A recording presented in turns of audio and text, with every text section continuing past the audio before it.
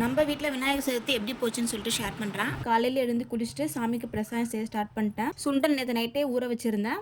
அதனால் அது வேக வச்சு எடுத்து வச்சிட்டேன். இன்றைக்கி வேர்க்கடலை பூரணம் தேங்காய் பூரணம் போட்டு கொல்கட்டை செய்ய போகிறேன். கொல்கட்டை ரொம்ப சாஃப்டாக சூப்பராக வரும். அதோட ரெசிபி ஆல்ரெடி நம்ம சேனல் அப்லோட் பண்ணியிருக்கேன். ஒரு லிங்க் அட்டாச் பண்ணுறேன், வேணுன்றவங்க செக் பண்ணி பாருங்கள். கொல்கட்டை வேக வச்சுட்டு சாமியை ரெடி பண்ணலான்னு சொல்லிட்டு பூஜை ரூமுக்கு வந்துட்டேன். நேற்று விநாயகர் எல்லாம் ரெடி பண்ணி வச்சுட்டேன். அதனால் இன்றைக்கி அலங்காரம் மட்டும் பண்ணிவிட்டு சூப்பராக பூஜை பண்ணிடலாம்.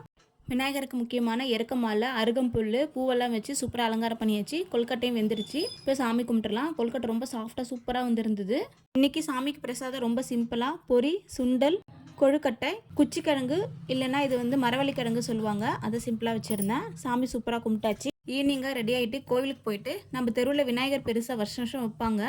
இந்த வருஷமும் வச்சுருந்தாங்க. அங்கே போய் சாமி கும்பிட்டுட்டு பூஜைலாம் பார்த்துட்டு வந்துட்டேன். ஒரு 8 மணி போல் வாக்கிங் போயிட்டு எங்களுக்கு டே இப்படி தான் போச்சு. உங்களுக்கு இந்த வீடியோ பிடிச்சா லைக் பண்ணுங்கள், சப்ஸ்கிரைப் பண்ணுங்கள். நெக்ஸ்ட் வீடியோவில் பார்க்கலாம். பாய்.